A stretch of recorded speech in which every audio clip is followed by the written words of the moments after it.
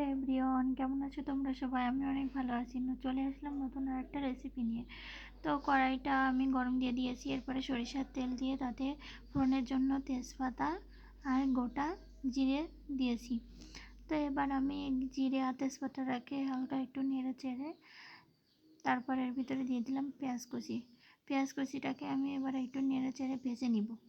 তাই তো আমি সুন্দর ব্রাউন কালার করে ভেজে নিয়েছি। এর ভিতরে আমি দিয়ে দিলাম আদা আর রসুন বাটা। এবার আদা আর রসুন বাটাটাকে আমি সুন্দর করে পেঁয়াজের সাথে ভেজে নিয়েছি। এরপরে আমি অল্প একটু জল দিয়ে তার ভিতরে দিয়ে দিলাম জিরে বাটা, ধনে বাটা আর শুকনো মরিচ বাটা। তো এবার আমি এই মশলাটাকে সুন্দর করে কষিয়ে নিব। তো মশলার থেকে আমার তেলটা ছেড়ে দিয়েছে প্রায়। এর ভিতরে আমি লবণ আর হলুদ দিয়ে মশলাটাকে আবারও একটু নেড়ে চেড়ে কষিয়ে নিচ্ছি। তো এবার আমি আমার গলদা চিংড়ি গিলোটা এর ভিতরে দিয়ে দিয়েছি।